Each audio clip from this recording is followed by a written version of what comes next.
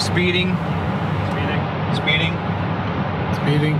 5, 4, 3, 2, 1. The world is changing faster than ever.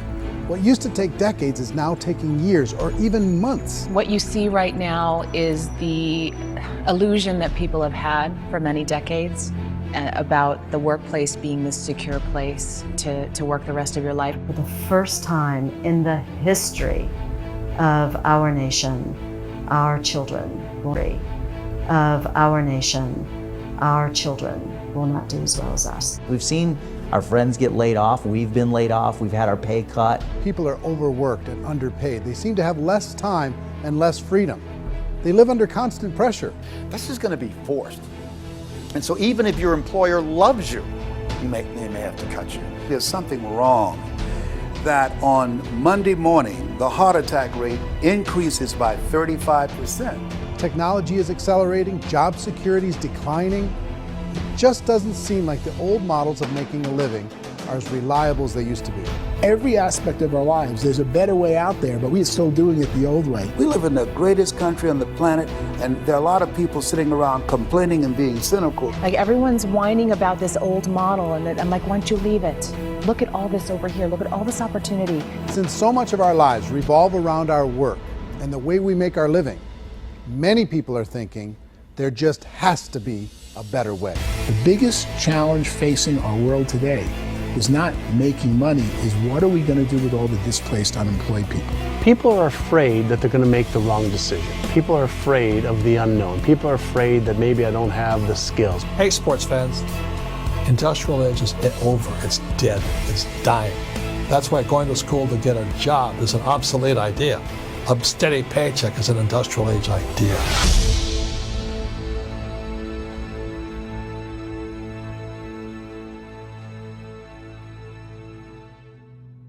It's the search for answers that has brought us here together today.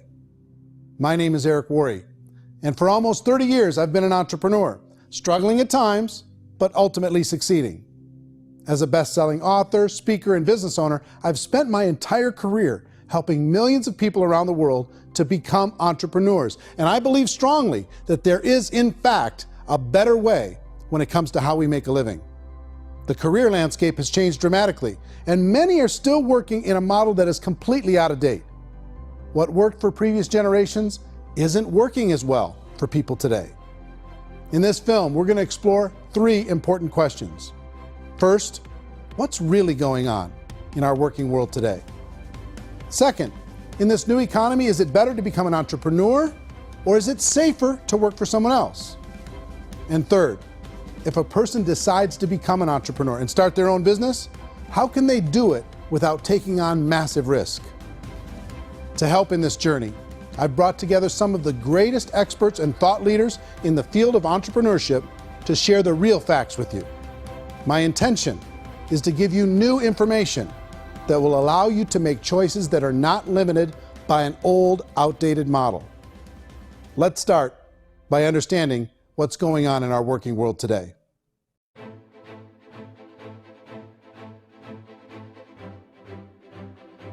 Let's look at unemployment. 30–40% of the people are honestly not working, but would be working.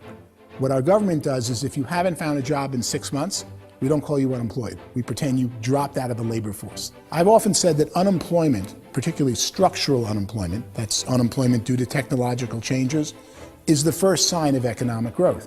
Think of it, 10 people live on an island. They go out every day and fish. One day, new technology shows up. A missionary brings them a net. Now, using the net, one pilots the boat, one throws the net. 2 fishermen can do all the work 10 used to. That's a 500% increase in productivity, 2 doing the work of 10, in one day. You don't have to learn a lot to learn how to throw a net instead of throw a fishing line. The island's got a big problem, 80% unemployment. But the island still has all the wealth of the fish because the 2 people produce as much fish as 10 did. Now, of course, looking back in history, these changes used to take thousands of years. And during that time, we went into farming and transportation. Some of us became doctors and some teachers and lawyers, and we developed all these new professions and new manufacturing jobs. Today, these changes are occurring literally in one day when a new technological advance occurs, and we don't have the social structures to deal with it or to retrain the unemployed people. So one of the things that I think is interesting as I travel across the country and really travel around the world is the way that we work and the way we get paid for work is changing pretty dramatically. On a global basis, everything is being turned upside down because of the rapidly advancing technologies. They are eliminating many jobs, and we have been left with many people not prepared for the jobs that exist. A lot of demand in public companies was to squeeze out all the fat and to get just as much margin as we possibly could, and fat equals humans. So this idea of job security in information age is so obsolete, but it's still taught inside our school system, and that's where the problem starts. There's no financial education in the school system, and people are still trained to be employees to work for that paycheck. This is a chart on the middle class. What's happening in the middle class, those that went to school, their incomes have been coming down for years. And parents still say to their kids, go to school, get a job. Now what happens to all those middle class people who are dropping off the ends of the chart? Well, they become what's called working poor. And this is what happens to working poor. But they say poverty is ending. Well, poverty may be ending, but working poverty is going up. And this is food stamp usage. So food stamp usage in America is going through the roof right now because people cannot earn what they call a living wage. Most people have experienced financial pressures that I think are probably greater than they have been in the past. If you're not working for yourself, then it's going to be a pretty hard road for a lot of people. Today, if you're going to control your future, the 40-40 plan is gone where you can graduate from college and get a job and work for 40 hours a week for 40 years. That day is gone. So some of these charts actually tell you what's going on. And this is a really interesting one, you know. People are going back to school because if I go back to school, I'll get a nice job. But this is what's happening to, it's called Sallie Mae, which is the student loan guys. Student loan is going through the roof. It's now over $1 trillion, and student loan debt is worse than credit card debt. So when people stopped using credit card, the government got people into student loan debt. And the problem with student loan debt is you can never be forgiven. See, with credit card debt, you can declare bankruptcy and all's forgiven. But student loan debt, you can declare bankruptcy, you still owe it. It's the worst of all debt. But this is the next picture. Look at this chart here. This is what's happening to wages of college graduates. It's going down. So you go to college, you rack up all this debt, but you earn less money. Now, that's not that intelligent. Average person who's been working a lifetime in America today is ending their lifetime at 65 with about $41,000 in assets. They earned just enough to survive. I think in the United States we have something like 17 trillion in debt. That's just the federal government debt. We got another 2 in municipal and in other, let's call it almost 20 trillion government. We've got 40 trillion in private debt. That comes up to close to 60 trillion. When you then add something we never had before, what you were talking about, when we look at the unfunded portion of Social Security and primarily Medicare, Medicaid, that, at the most conservative estimates from outside firms, Kleiner Perkins, 67 trillion and growing. That's more than all our other debt. There's less conservative estimates that say it's 84 trillion or higher. I added up conservatively $127 trillion in total debt. Debt is a financial drug. When you take it to excess, it's like taking a drug. Yeah, it makes you feel better, it enhances your performance, but at a huge cost, eventually it kills you. And so that's what happens. We keep doing more and more debt, and you get less and less results, just like a drug, until the debt gets so high that it crushes the whole system. That's where we're at, 8.2 times GDP. You know who I feel sorry for? I feel sorry for the person who dreads going to work, who is sick to their stomach on Monday morning, who hates their alarm clock, who gets a little glimmer of hope on a Wednesday because it's hump day and says, thank God it's Friday. And they live for those 2 days a week where they get to be themselves and they don't have to be around people they don't like, and they don't have to play the political game in the office, and they don't have to live this half life. The person that works 50 weeks a year just to be able to have the 2 weeks for vacation. And you know what happens to most of them nowadays? They don't have a vacation. They have a staycation.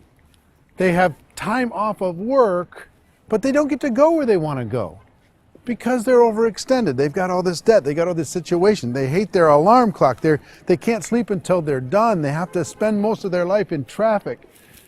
I feel sorry for that group of people because there's a better way. They just don't know it. I see this really interesting attempt at rugged individuality in a 6x8 rectangle.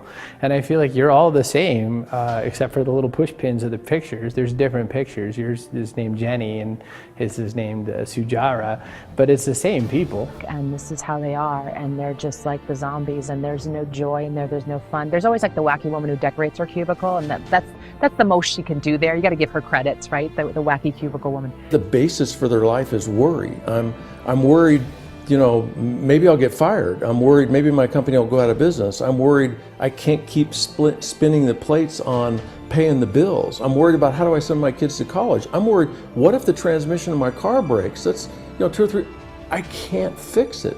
People live in a sea of worry, and it eats at them. Those signs that people held up during the Depression didn't say looking for gainful employment in a cubicle. It said looking for work. Work is what we're looking for. Job is just a unit of measurement. Work is what we're going after. It's time to look in the mirror and say, it's not the economy, it's my economy. It's my little world of where I am. I need to improve. I'm not going to wait for the economy to come back because, frankly, the economy is doing great in this country. So I'm here on Wall Street, the financial center of the universe, the financial capital of the world. This is where most people's money goes to at least be held for a time, right? With interest rates in banks being effectively zero, and many experts are predicting it's going to stay at zero for the next 10, 20, even 30 years, people feel like they don't have any choice but to put their future into equities, to put their future into the hands of other people on this stock market, and hope that the stock market goes up, hope that the stocks that their advisors pick or that they pick goes up. That's one way to go, I guess. It's my personal belief that if you put your future into the hands of yourself, in other words, you have earning power by yourself, I think you're a better investment than these guys. I think you controlling your future is a better option than handing over your retirement to these guys. The average household income in the United States is approximately $50,000 a year, what they call the middle class. To reach the top 25% of income earners, you need to earn at least $90,000 a year. To reach the top 10% would be a household income of $140,000, the top 5%, $190,000, and to be in the top 1%, you'd need a combined household income of at least $380,000 a year. So here's the question. What do you think would give you the best chance to move up and get to the top 10%, the top 5%, the top 1% or beyond? In my opinion, and in the opinion of many, many experts, the answer is to become an entrepreneur, to become your own boss. I think you have to be a business owner. I can't, the only time I ever say to someone it'd be great to be an employee is when they've already told me they've surrendered. I only tell people who are wounded spiritually that they should be an employee. And it's that feeling that you get when you pick up the backpack off the little Cub Scout and say, "Don't worry, little guy, we'll get you back to the camp."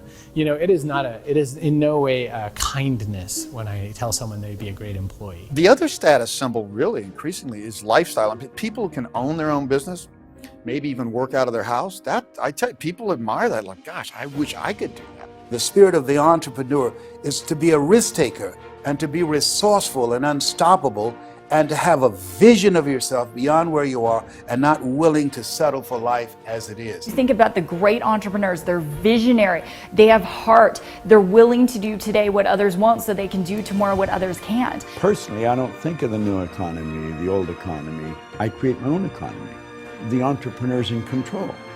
I decide what the economy is going to be like. In the world of entrepreneurship, there are no limits. You can make as much as you want, depending on how much you want to work and how smart you are and how great a team you put together.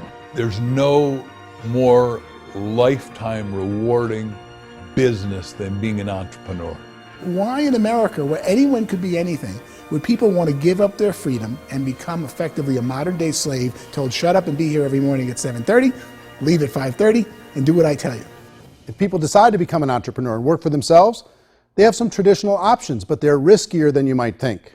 Any kind of a retail business, retail build-outs, is extremely expensive.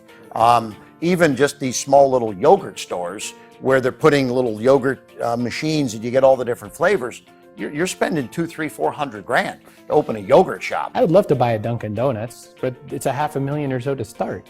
I don't quite have that just-in-case money. Risk you can lose it all, and most guys do 2 or 3 times, and even big guys like Branson, because I'm such a fan of his, half his companies don't work. If you make $1 million, your problems are going to go. If you make $1 billion, your problems are really going to go.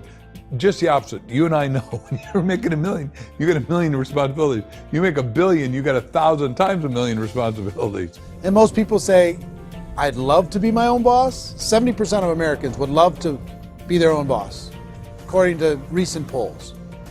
But they don't know how to get there. Because what are you going to do? One, you could buy an existing business. If somebody's selling an existing business, you have to ask why. Usually because it's probably hard. It's probably not making as much money as they hope. 2, they could buy a franchise. A little less risk, proven system, but it's expensive to be able to do that. 3, they could start something from scratch. And that's where a lot of people feel like, I don't have the chops to do it. I don't have the money. I don't have the product idea. I don't have the expertise. I don't have whatever it's going to take to be able to get there, and I can't risk my family to do it. So, 4th, they could become an investor. A lot of people in this town invest to try and figure out a way, but you got to be pretty smart with that game too, right? Venture capitalists, who are the very best and most sophisticated in investing in new breakthrough businesses, make it on 1 out of 11. That means 10 out of 11 are mediocre or fail. Most of them fail. That's the risk there. An angel investor is lucky to get 1 out of 15 or 20. A business is a team sport. Like, I have to have accountants, I have to have engineers, I have to have system designers, I have to have sales, marketing, I have to have accounting, I have to have mission statements, I have to have legal and all that. The average Joe Schmo, even me, I go out there, I don't have the skills to put a business together. I think the bottom line for the 4 traditional options is they take money, sometimes a lot of it. They take expertise, and they take time. All of that adds up to just too much risk for most people. I bought a business from somebody else and it was a lot of work, and you start wondering, what did I just buy? Because I guess ultimately I own your email list and I just overpaid for it. People that start their own business, they spend a lot of money, they spend a lot of time, a lot of effort to get things started. And the more you invest on the upfront, the harder you typically work at it. Well, I can tell you what the success rate is of a restaurant. What is it? They're crazy enough. About 90% of them fail. About 90%, in how quickly? Year or less. Wow. And if we're talking non-franchise, we're talking franchise, Sure. That's totally different. Yeah. But our students aren't getting franchise restaurants. You gotta invest big money. Exactly. And with someone like McDonald's, you've had to work with the company for a long period of time, really know the To even have a business. chance at investing $1 million. Have a chance, and it's a slim chance. What if there was a way that you had all the proven aspects, the comfort aspects, and you could still control your own life? What if there was both?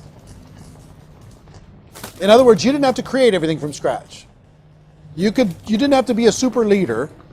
All you had to do, what if there was a proven product already? You didn't have to create the product. And there's a proven system already, proven training already.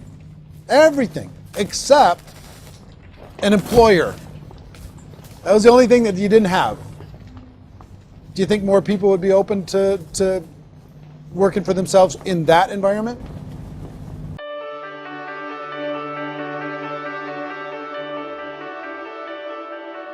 In our search for a better way to make a living, we've come to the conclusion that becoming an entrepreneur is actually safer than being an employee. And through our look at the entrepreneurial options, one particular path kept coming up from expert after expert. And I think most people will find it surprising because it's certainly a non-traditional business model. That model is for people to start their own business and become an entrepreneur through the creation of a network marketing business. Some people call it direct selling because the product is being sold directly from the manufacturer to the end consumer, cutting out the middlemen. Other people call it multi-level marketing, or MLM, because there are multiple levels of commissions paid. The most common term today is network marketing, because network marketing best describes using a large group of independent distributors, independent entrepreneurs, to move a product or service more efficiently. So my friend here, Donald Trump, and I, we always write about the network marketing industry. And the reason we support the network marketing industry is because it really is a business school for entrepreneurs. Because most people come out of school looking for a paycheck. Oh, that's terrible. I went to network marketing like that. I think if it didn't exist, we should invent it. It is that good. I think direct selling is a great way to do business today. It's very easy to get into that industry, and you can be self-employed, be in effect an entrepreneur. When we see multi-billionaires adding network marketing companies to their portfolio of companies, that would be a clue. When we see people who are very famous authors and very famous business people endorsing the industry, that would be a clue. These network marketing companies aren't $50 million companies, they're billions and billions of dollars. They lead the stock market, they're major companies. When we're going to get it? You know, and you're going to school to work for a paycheck, but if you want to be rich, be an entrepreneur, and network marketing gives you the spirit to be an entrepreneur. A traditional company will spend up to 50% of their total revenue on marketing. Network marketing companies use a different approach. Instead of having all that extensive marketing expense, they utilize a network of independent distributors to do the marketing for them. Now, why do they do this? First, because word-of-mouth advertising is so much more effective today than traditional media advertising. Second, some products need to be explained or demonstrated, and an independent salesperson can do that more effectively than an ad campaign. Third, it's completely efficient. The company only pays for the marketing of their product if a sale happens and not before. Imagine if Amazon allowed you to become an independent distributor and paid out 40% of its revenue to that distributor group. All you had to do as a distributor was recommend a product, and if a person bought it on Amazon, Amazon would take care of all the logistics, and you'd get paid for bringing the customer. Now imagine you got paid for every purchase that customer made for the rest of their lives. Well, Amazon doesn't offer this option, but network marketing companies do. 85% of all buying decisions in our society are made as a result of word of mouth or reputation. We're recommending things to each other all the time. You know, who's your dentist? Who's your doctor? Who's your lawyer? What detergent, are you using? What legal system are you using? What product are you using? We're talking to each other about the things that we love anyway. When you go into a big box retailer, you're lucky if the clerk looks you in the eye, much less gives you any detailed or accurate information about what you're purchasing. So of course, this personal information, this education coming from a friend, a neighbor, a relative, or even a stranger, but one who has experience with the product is extraordinarily valuable. As a matter of fact, network marketing can educate consumers probably better than any other form of marketing. It certainly can do better than advertising, because advertising usually has a certain hype to it, and you can only get limited information. So, network marketing trumps advertising. If you were a typical sales company and you wanted to sell $1 million a month worth of product, you might go find 100 superstar salespeople. The quota would be $10,000 a month. So network marketing as a distribution system just flips the numbers. So we use 10,000 happy, raving fans of a particular product, and we don't concern ourselves so much with how much product each one of them individually sells. If they sell just $100 or $200 a month, and there's 10,000 of them, you're selling $1 million to $2 million a month worth of product. And that's the best way I can explain how network marketing works. This is the marketing arm of the company. There's not money being wasted on bricks and mortar. There's not money being wasted on inventory that's sitting stagnant somewhere. There's not of employees standing around that don't have customers. These are people that are going to connect with customers. These companies allow people to become independent distributors for extremely low cost and with no minimum time or sales quota. Essentially, they own their own business and can provide as much or as little sales as they choose. In other words, the distributor gets all the benefits of traditional business ownership without the risk. The advantage of network marketing is the ease of entry, the low risk, and the low startup cost, because almost everything else has very high risk. You can get in for a minimal investment. You're buying into a system that's already been proven, products or services that have been proven to work. The keys to network marketing is providing an opportunity for the masses to get involved, providing an opportunity for the average person who doesn't have the resources to start their own business. All of this so far is fairly straightforward, but network marketing offers another benefit, and it's this benefit that makes it so interesting for entrepreneurs.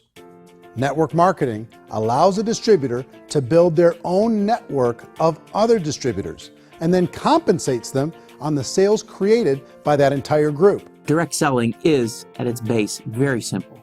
It's the sale of a product or service to an individual on a face-to-face, one-on-one basis, just the way we're talking right now. But there's an important element as well, and that's the offering in conjunction with that sale of product, the offering of an opportunity for someone to make something of themselves. No matter what your social status is, no matter what language that you speak, I mean, look how many unbelievable people are becoming successful that speak every kind of language out there. What an awesome gift to give the world. Instead of having to work your way up in a system and prove that you could be a sales manager, they just decided everybody can be a sales manager. Everybody gets to build a sales team from day one. And so what that brought into the system of growth as a direct selling company is the concept of compounding or geometric progression. Because now you can actually grow a sales force very quickly because everybody is enrolling people in their own sales force. People who are like, oh, this is weird, I'm building a sales team, or what do you think you do at a regular company? How do you think a regular company works? Network marketing is the only industry that doesn't say your past determines your future. It looks at your past and says, okay, now what can we train you to do so you can have a great future? Every other employer out there wants to exploit you for what you already know, not teach you something new. Network marketing has the potential to save the United States and the world because it's going to teach people not to be employees, but to be entrepreneurs.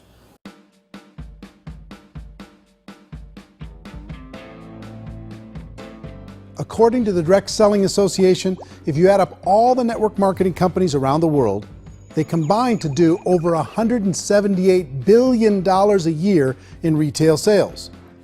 To give you an idea of how big that really is, the NFL, the National Football League, does approximately $9 billion a year. The music industry does a little more than $16 billion a year, and the movie industry does about $80 billion a year. Using a conservative average, network marketing companies pay their distributors about 40% of that $178 billion in the form of commissions, which adds up to more than $71 billion a year. That's almost $6 billion a month. It's almost $200 million in commissions every single day. So it's certainly working, and people are making serious money in network marketing. With the growth of the direct selling industry over the last 10, 15, 20 years, we've seen a broader understanding of the channel. We have seen more and more people getting involved in the business, so our penetration in the marketplace has increased, and thus the understanding in the marketplace of who we are has increased. And we've seen non-direct selling companies look at the direct selling model and say, something's going on there. People are making money, companies are being profitable, individuals are being motivated, product is being delivered to market. Maybe we should explore this. Some people think only the people at the top make money. Well, let's take a look at that as well. In the network marketing profession, there are roughly 500 people in the world who earn over $1 million a year. If you round that number up to $2 million a year, that adds up to about $1 billion a year. That takes the $71 billion paid out each year down to $70 billion. So where does the rest of the money go? The vast majority goes to part-time people making anywhere from a few $100s a month to many thousands of dollars a month. It goes to people who choose to make it a full-time career move and earning even more than that. Every day, people are using the money they earn through network marketing to pay off debt, have more fun, and improve the quality of their lives. Everyone I know in network marketing has been doing that since the 50s. They go to work when they want to go to work. They stop working when they want to take time with their children to have a leisurely breakfast and discuss issues and drive them to school. They go back to work when they get home, wherever they're working out of. The biggest thing that I've seen is people that have become much happier in their life. MLM has probably made more millionaires of more people in more countries, and I've spoken to them in 67 countries, than any other single form of business, starting from nothing. If they have a choice between working a job for the next 10 years or working a network marketing business for the next 10 years, the result of working the network marketing business will be better. A lot of people within the industry go on and make this a career and do extremely well at it. Network marketing has been nothing but good for everyone I know that's been involved with it because they did it seriously and they played full out and they've been very successful. It's been a constant barrage of success stories and people showing off stuff that they got as a result of it. How many people are involved? Approximately 16 million Americans and 96 million people around the world are currently participating in network marketing. And in a recent poll, 82% of those people report a good, very good, or excellent experience with network marketing. So people are happy.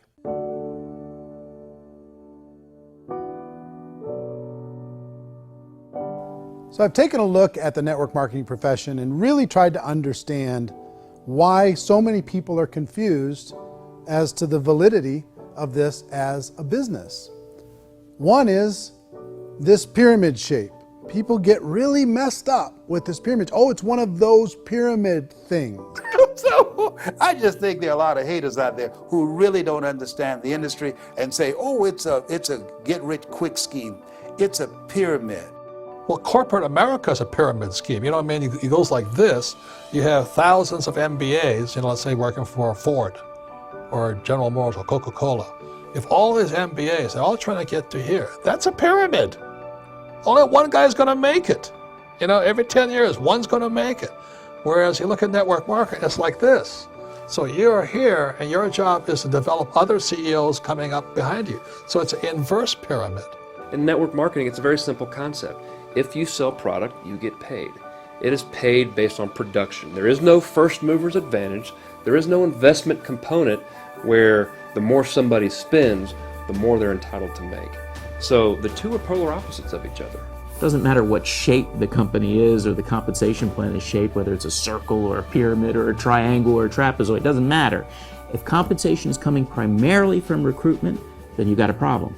On the other hand, if an operation is basing their compensation to participants on the basis of sales, even when those sales are generated by people you've recruited, well, then you're a perfectly legitimate enterprise. That's the legal test, it's the practical test. Another issue that's been true in the past that is no longer true now is people used to be in network marketing loaded up with products that they couldn't sell and they ended up a loser. They ended up with a bunch of product in their garage, they ended up with a bunch of products sitting in their kitchen shelves or whatever, and they thought they could sell it and then they weren't willing to or able to sell it and they ended up with a bunch of stuff and they were bitter about it. There was this thing called front loading where you had to buy if you bought $25,000 worth of product, you got better commissions and all this.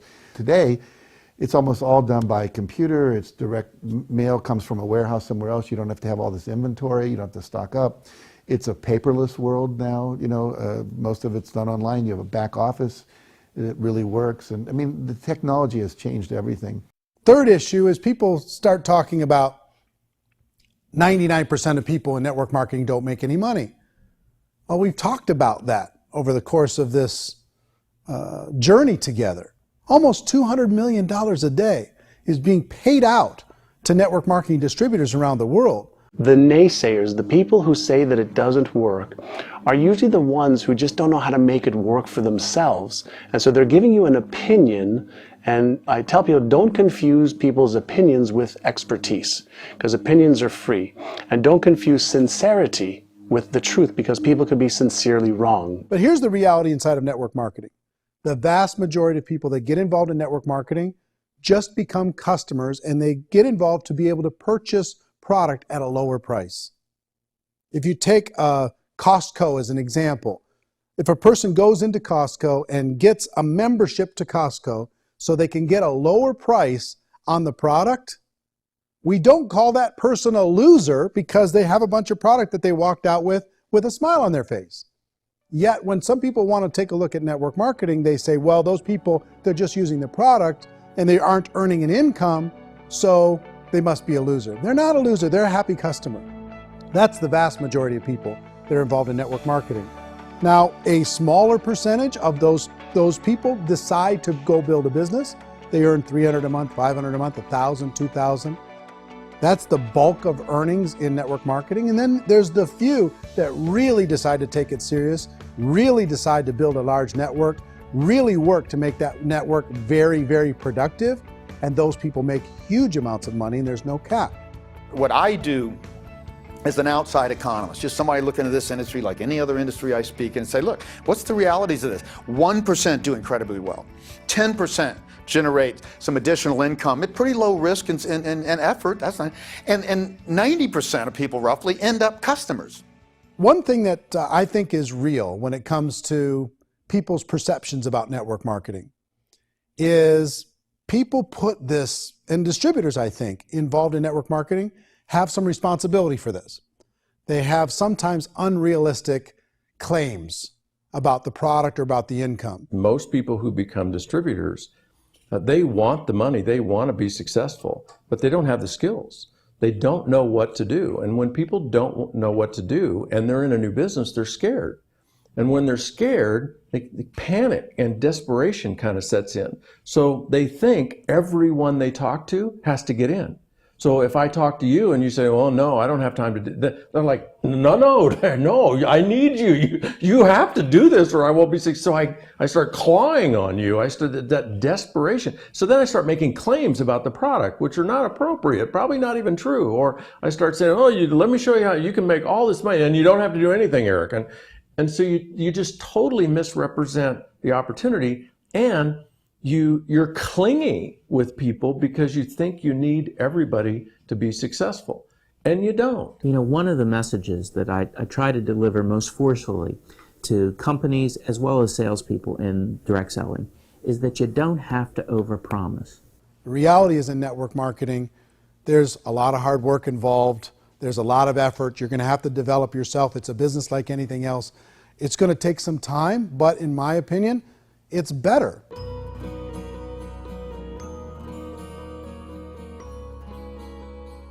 It's light years better for people starting today than it was even 5 years ago. I think it's more widely accepted now, and people understand it is a business. It is being an entrepreneur. It is being a business owner. Our belief system is based upon our evaluation of something. And frequently, if we reevaluate a situation, our belief about that situation will change. The industry has changed and it's grown up. It's totally transformed. You've got young people today that have grown up with social media, and they understand networks. They understand how people are connected through technology, and they understand how money flows through those networks. So when they see network marketing, they don't see it the way their parents saw it. And we've all learned, the larger industry that you represent, has all learned from those mistakes and flaws and errors that have happened early on. Early algorithms didn't work the right way. That's all fixed. It's like when they design a computer program, they design the program, then they run it, and then they go back through and they debug it. The MLM industry has been debugged. This is the day of being virtual, being able to run a business from your mobile phone. I mean, it's incredible. Companies are getting smarter. They're implementing more consumer protections. They're implementing more compliance training. They're doing more with respect to product research. If you do get involved and you make purchases of inventory, even on a voluntary basis, if you decide that this business is not for you, you can leave and have that inventory repurchased by the company. There's no other business that offers that kind of protection on a voluntary, self-regulatory basis.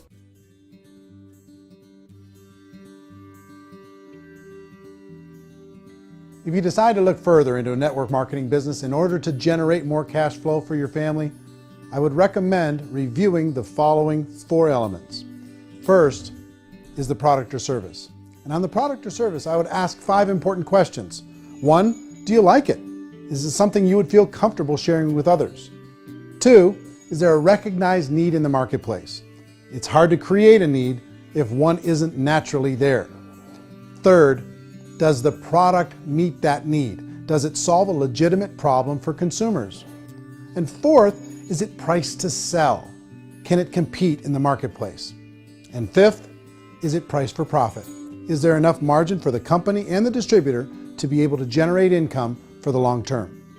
If you can answer the questions on the product to your satisfaction, the next element to consider is the company itself. Is it well run? Do you believe in the founders or the management team? Do you feel they have what it takes to go all the way? See, it doesn't matter how good the product is if the management can't take care of the company.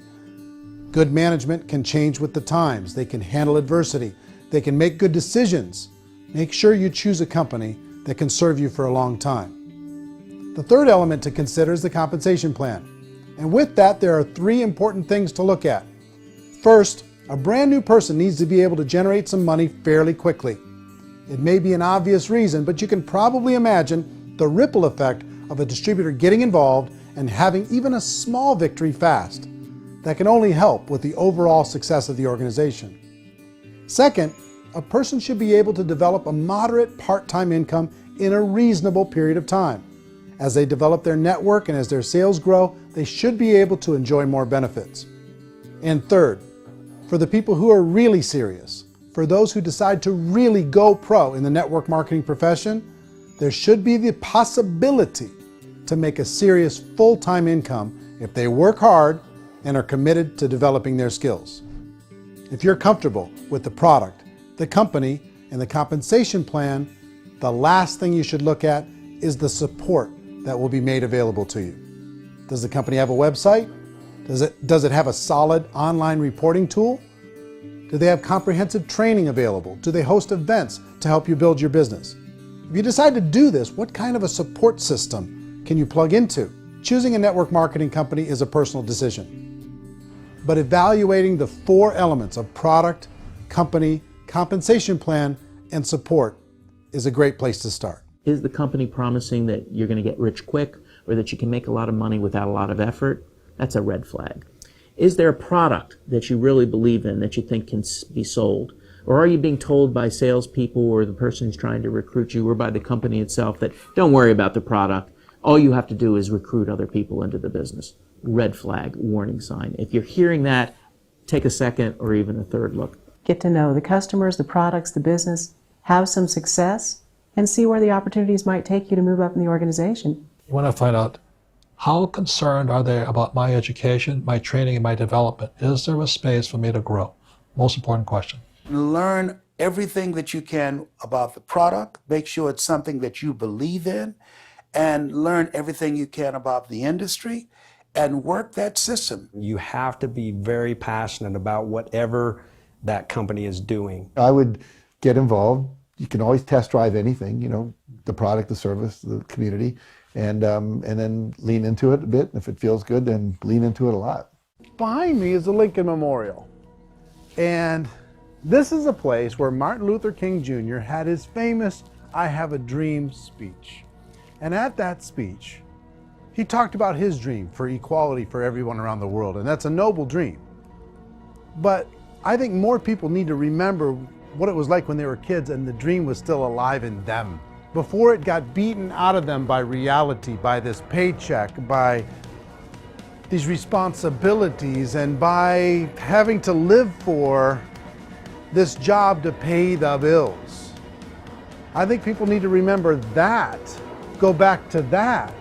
Once they know that there's a better way, I think their future is going to be much brighter. They can live a better life.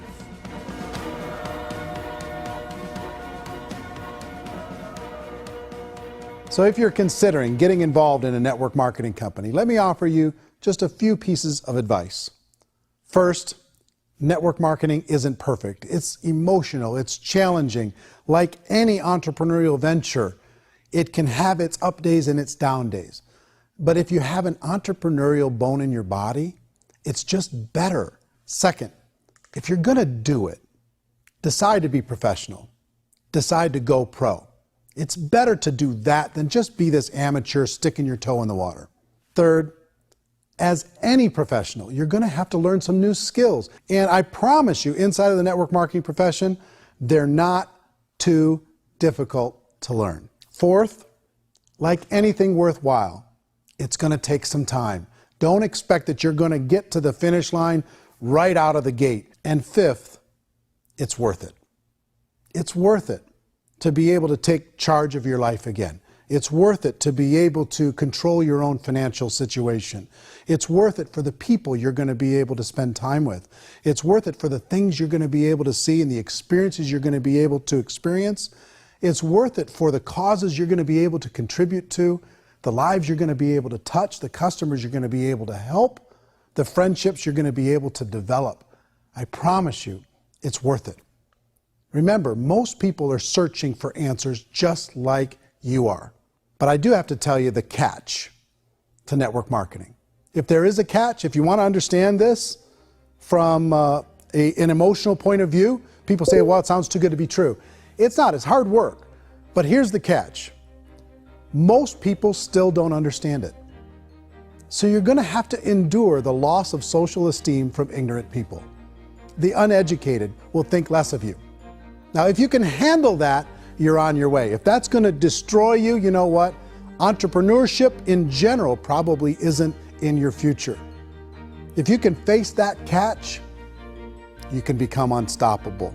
I want everyone to really contemplate this if they're not in network marketing.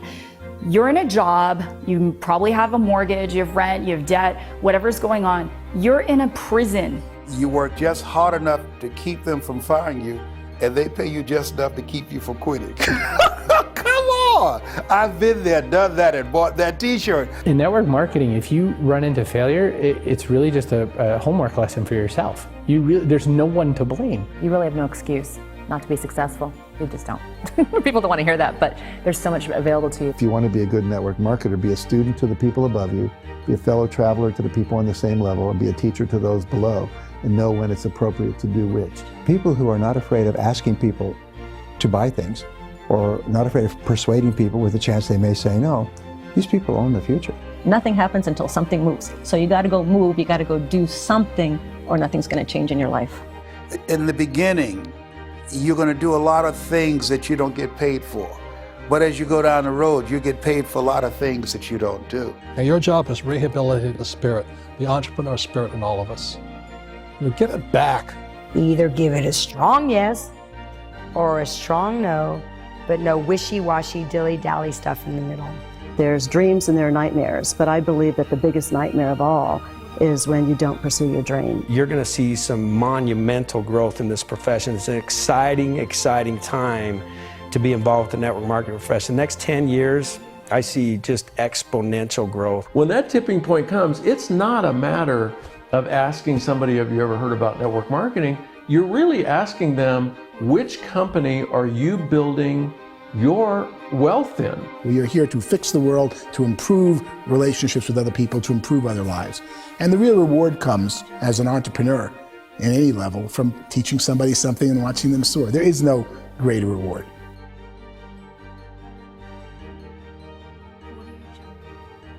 Life's too short to spend it living someone else's dream instead of your own. It's too short to spend it living at a fraction of your potential. Can being an entrepreneur be a challenge at times? Sure. But here's what you get in exchange. It can be yours. Something that you built, something that you created, something that you made happen. This balloon represents your dream. It represents entrepreneurship. My wish for all of you is that you would reach out and grab it. The choice is up to you.